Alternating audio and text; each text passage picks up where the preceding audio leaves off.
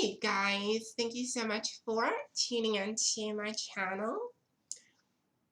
I just wanted to ask you guys, and if you've ever experienced this, please comment in the comment section below.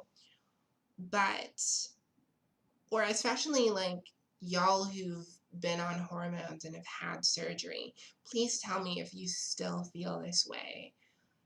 When I first began this transition, I sort of had all of these things I wanted to accomplish. I remember thinking to myself that once I have boobs, my life is going to be complete. Once my body starts curving out, my life is going to be complete. Once my face starts softening or my voice gets higher, my life will be complete. So I had all of these goals and I had all of these things that I'd set for myself. And I was hoping that they were going to help heal my pain. And the journey to those things took so long and took so much from me that by the time I started passing, by the time my boobs started growing, I just kind of felt so bitter. You know what I mean? Like, I'll talk to my friends who knew me from university, and they'll talk about, oh, you've changed so much as a person. And some of them will even mention how friendly I used to be and how outgoing I was.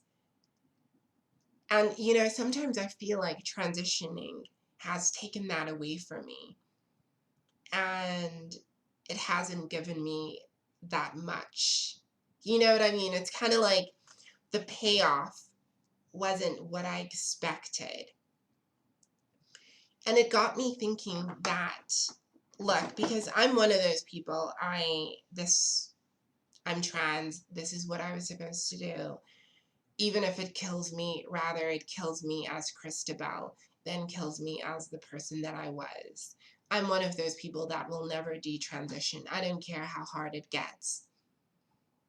But I acknowledge that it gets hard. I acknowledge that transitioning has kind of changed me. And I don't want to see that it's damaged me in a way. Well, I think we're all damaged, to be honest. But for those people out there who started passing and who started living in their truth, do you ever get to a point where you feel to yourself like, the dream was not what I was sold? It's not what I was sold. It's not as picturesque as I hoped it would be. I started realizing, I think within my first year of passing, when I'd reached the feminine threshold, that life was still going to keep throwing problems at me, and I was still going to have some level of dysphoria, regardless of how pretty a bitch looked.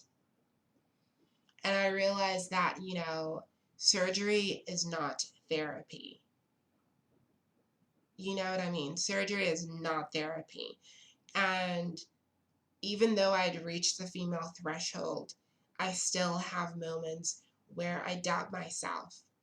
And I wonder, is that just a normal part of like the human experience, that we all doubt ourselves regardless of whether or not we're trans or cis or whatever? Is that just a normal part of the human experience? I'm still at a point in my life where, regardless of the fact that I pass, people still try to hold the fact that I'm trans over my head.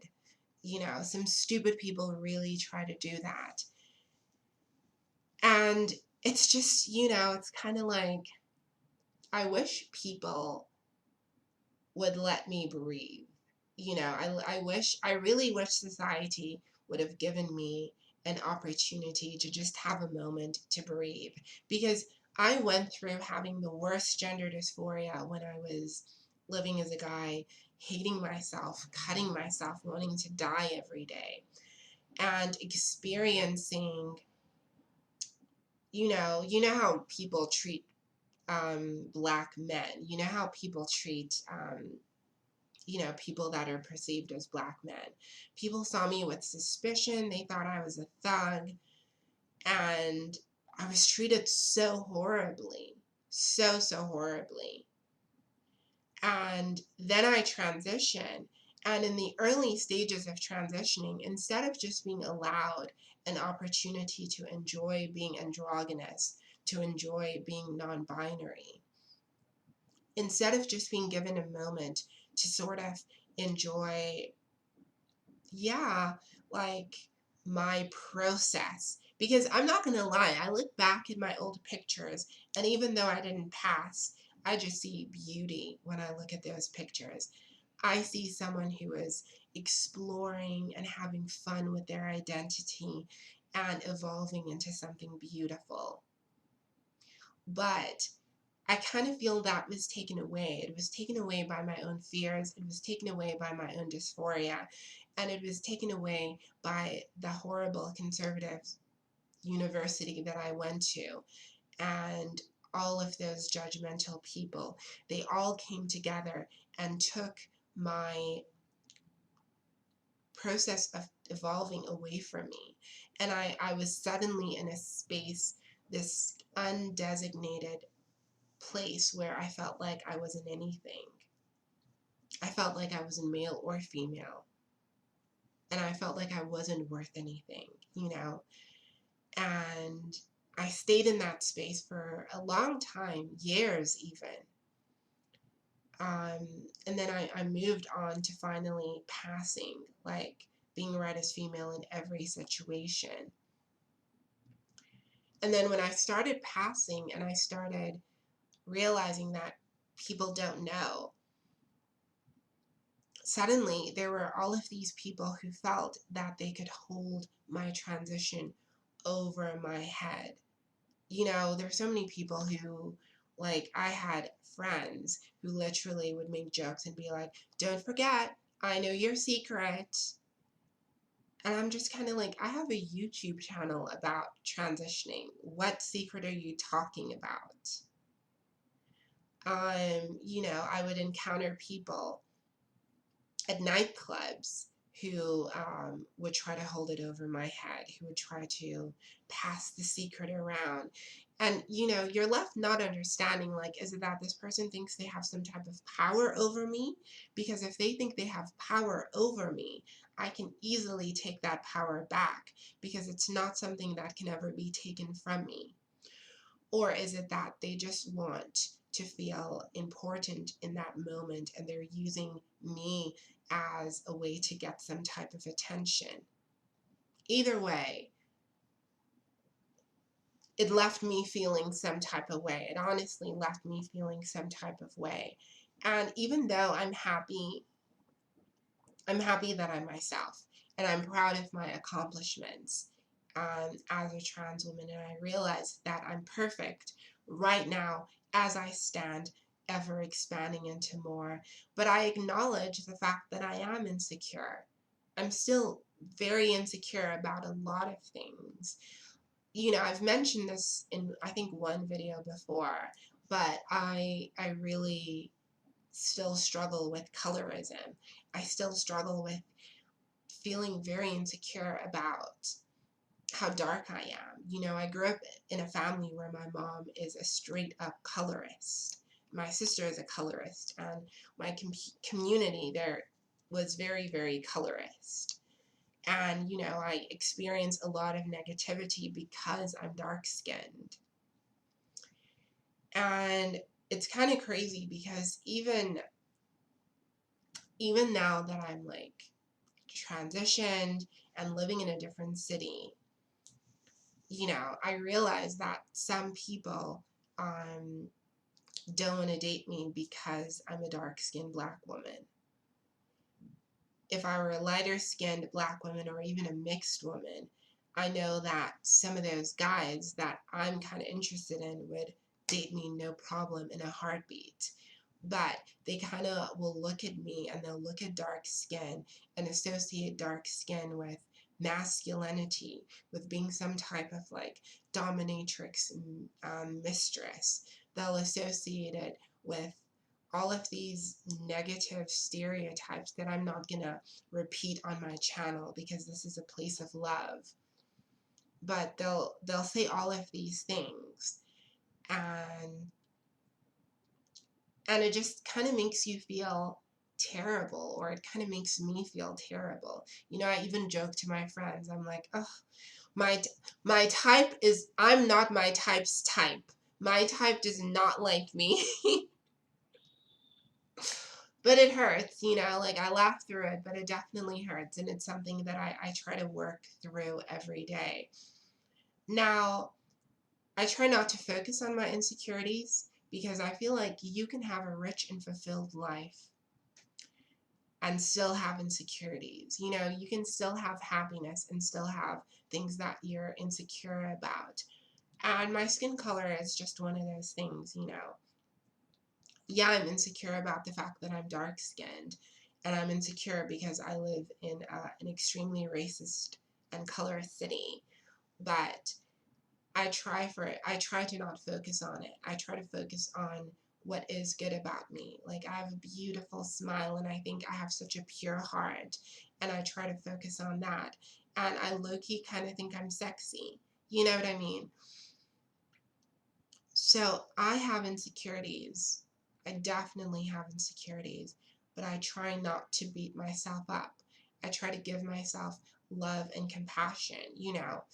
And even with my weight, you know, I've always struggled with my weight. I've always felt like I was either too thin or too fat, but never just right, you know. I've always struggled with that. But you know what? I choose to honor my body. I choose to celebrate the miracle that is my body. Yeah, you know, I have a little bit of a stomach. I have like a pot belly, but hey, a pot belly still gives good loving. You know, I may be 3 shades darker than Cole, but, you know, I'm still beautiful. I'm still beautiful. You know what I mean? I'm beautiful because of my dark skin. Um, my voice might be a little bit raspy, and that, you know, makes me feel insecure. But it's my voice, and it's the only voice I'm ever going to have. So I choose to not be as hard on myself. And I think that's the message that I'm trying to put across with this YouTube. Like, I'm not a perfect person. I am by far not a perfect YouTuber. But the love that I have for myself is perfect. Yes, I can look at things that are bad about me and still see that in the midst of all of that, I am still worthy to be loved. And I want you to look at yourself and remember that you may not pass. So fucking what? You may be a little bit heavier. So fucking what? You may be too light, too dark, too this, too that. You are still worthy of love, and you are still beautiful, just as you are. And I love you. I love you. I really, really love you. I love you. And you are beautiful, and you are excellent. This journey's hard, and I know that people have made you feel bad about yourself. I know that people have said horrible things, things you don't even want to remember. But just remember, you are beautiful. You are lovable. You are excellent. You are another way that the universe is expressing itself. And you are at the forefront of change. This world cannot go on without you. We need you here, and we love you. So yeah, all of us have little things that we're insecure about. But those things don't define you. Just remember, you're beautiful, you're excellent, I love you. Thank you for watching this video. I'm not sure any of that made sense, because y'all know I like to ramble. But thank you for watching. I love you so much. Peace, love, and so many blessings.